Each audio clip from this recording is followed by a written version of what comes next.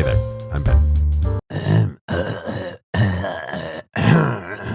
Manta Sound Sleep Mask review. Let's start with fit, finish, and physicality. So when we're talking about the material of this device, the quality is undeniable. The eye cups are smooth and silky, and they would have been really great if, but I'm getting ahead of myself. Suffice to say, Manta obviously knows how to source quality materials. They do appear, however, to have forgotten how to test their products. Let's begin with comfort, shall we? I have two complaints. First, the mask gets kinda hot sometimes. This is less common though, so it's not a big deal. Second, I found it's difficult to get a good fit. And what I mean by that is that I have owned this thing for well over a month and a half, and I am still kind of fiddling with it. We're gonna get into that. Eventually, I had to bastardize the design to make it more comfortable, which is obviously so weird because Manta clearly understands that a mask can't be too hot. They made a perforated foam layer for exactly this purpose, but then there are 2 layers of non-perforated foam underneath that, which would be kind of like punching holes in my walls for ventilation and then putting 2 layers of foam underneath that. So odd. Regarding getting a good light seal, this is kind of where it went to shit for me. Specifically, let's talk about elastics. I kind of like that they included an elastic band, but it's honestly irritating that they didn't integrate any elastic into the actual design of this. Actually, let's just make a correction. There is an entire elastic layer of stretchy elastic fabric. Unfortunately, there has been a small oversight. You see, when you attach something that is stretchy to something that is not stretchy, actually, I shouldn't be so hard on these designers. I mean, how often do we actually find an octopus velcroed to a steel beam? There's really no way they could have predicted this outcome from lived experience. The headset is a tiny bit stretchy, but the original model, which they built their entire business on, has an elastic built into the Velcro strap. This made the product easy to slide off. It made the product more comfortable. It also made getting a correct fit easier. It's like if Ferrari were to start making minivans, why is Manta walking away from design elements that made it so good? Now, I would concede that the elastic on my original sleep mask has stretched out over time, but even with wear and tear, my 2-year-old sleep mask is still comfortable and effective.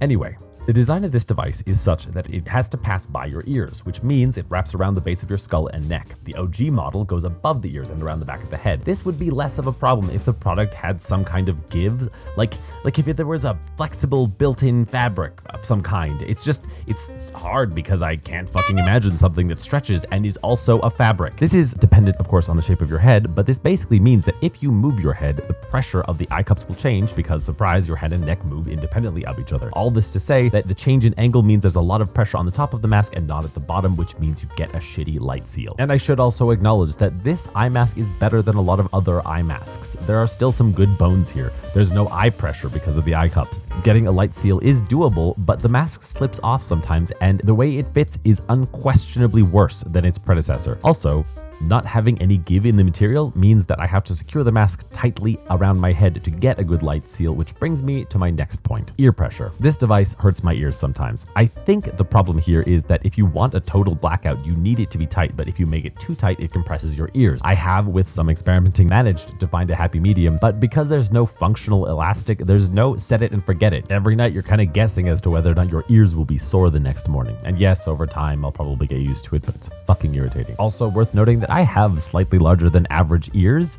Okay, it looks like someone left the car door open, but the point is that if you have smaller ears and you've tried this, maybe leave me a comment so I know what your experience has been like below the like button. Thank you. What's really funny to me is that this company is built around the concept of making a mask that puts no pressure on your eyes, and they did not foresee the problems associated with putting pressure on your ears. Further, it's so weird to me that they didn't take any design cues from literally any other over-the-ear headphone design in the world. Also, can I just say it would make so much sense for this to have noise canceling? Now, going back to the hotness issue, it's not easy. I get a lot of unwanted advances.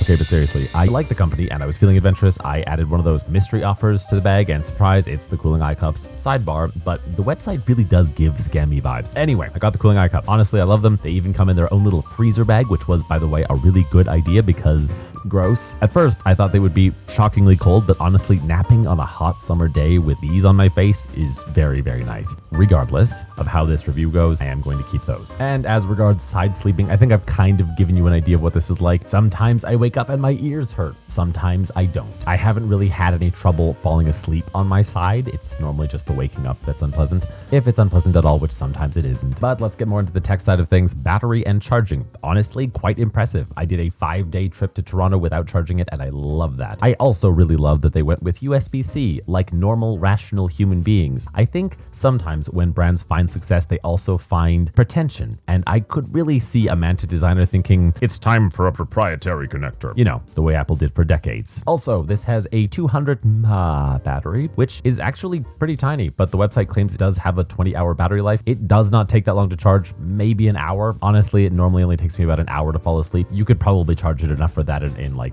I don't know, 10-15 minutes. Music and sound quality. Honestly, kind of mid. The sound is good enough for audiobooks, but this is not the kind of headset you would want to use if you were just trying to enjoy your music for its own sake. If you're listening to music in the high to mid range, it actually sounds pretty decent. Unfortunately, any lower tones sound incredibly cheap. A Bose headset, this is not. But I mean, what can you expect from a headset that describes its headphones as razor thin? Noise isolation is not great on these, obviously. Even about 10 feet away, I can faintly hear most music at about medium volume. Max volume is not high enough to hurt my ears or be scary, but it is loud enough to drown out annoying fan noise from a power bank that you bought one time for a review and can't return because the company that sold it is kind of shitty about stuff like that. Just a non-specific example that occurred to me just now. Maybe this isn't your use case, but to me, the whole core of this device is letting one person do their sleep thing while their partner is around, awake, and probably has the lights on. In this use case, sound isolation would be a pretty great improvement, as would, as I may have mentioned, noise canceling, but you can't win them all. For me, this isn't really an issue because I do pretty much exclusively use audiobooks to fall asleep, and also I am broken and will never love again. So welcome to my dark and twisted world, I guess. One design choice which was really thoughtful was that the range of quietness on this headset is much wider than regular headsets, and that might sound like a cop-out, but again, as a sleep aid, this makes a lot of sense. It can be very, very faint, and it's very precise, which I think some people might appreciate. Oh, and also, surprise, this device has a microphone built into it, which is super weird because they made a lot of marketing material and they did not once mention this on Manta's website, which brings me to our next point. Phone calls. If you want to hear the person you're talking to, you need to absolutely crank the volume. It needs to be maxed out for you to hear them clearly. You click the center button once to pick up the call and then the volume button as fast as you can so that you can actually hear what they're saying. Push the power button again to end the call. Very straightforward. Conversely, if you want them to hear you, you can't really be speaking quietly. Imagine you're addressing about 3 or 4 people at once. That's how loud you should be. My normal conversation volume was not loud enough. But that could also be because my speaking voice is just so goddamn deep and masculine. These low, gravelly tones just don't carry so well. When I found out that it had a mic, I had imagined a cute little bedtime chat with a loved one. Now, however, I imagine someone lying flat on their back, yelling at the ceiling. Honestly, I do love the idea of being able to fall asleep with a loved one's voice in your ears. And I don't think Manta ever considered this as a possible use case, but for long-distance relationships, this would be a pretty great feature. This would put the talk into pillow talk. There, you're welcome. You're welcome, Manta. I did the marketing for you. I did not expect to use this, but it would be a great feature. And as it is terrible. That's all you need to know. Let's talk about the warranty. Manta claims you can try this device risk-free for 60 days. They're pretty loud about this. It's pretty standard shit. If you bought it on a Black Friday sale or something, you can't, but everything else is returnable, and they seem to be very, we stand behind our product 100%. So if/when I do return it, I will leave a pinned comment to let you know how that went. Okay, let's talk about support and responsiveness. I submitted my support request around May 22nd at 1900 hours, and I was told I would receive a response within a few hours. Same day response saying that they'd received my email, which doesn't count. Subsequently, I received a response the next day at around lunchtime, which is very timely. I'm not going to really shit on them for this. I would say that the response was very well written and quite helpful. That said, it didn't really solve the problem of me hating the fit of my mask, but for what it's worth, their tech support is pretty solid. Ethics and environment. So, after not a small amount of searching, it appears that Manta is completely unaware of the climate crisis. Further, they appear to be making zero effort to mitigate their carbon production. They also offer no recycling for the electronics or fabric products which they create. I could excuse some of these things, but frankly, we need to make product recycling an industry standard. And a little rant here, honestly, if we had just embraced circular supply chain legislation early on, the products we buy would almost certainly be more expensive, and we would have a little little to no e-waste piling up in our oceans and in impoverished nations. I can't wait to see this become standard practice. It is about damn time. Which is why it's so important that you recycle my videos by sharing them with your friends, wink wink. Sorry, running out of jokes at this point. Lastly, I was, however, kind of impressed by the accessibility menu built into their online store. Granted, I haven't been testing for accessibility for long, but it does have a wider gamut of features than I've seen almost anywhere else. Good job, Manta. Summary. Honestly, I wrote like 5 different endings for this video. That's how on the fence I am. On the one hand, I feel very let down by this product.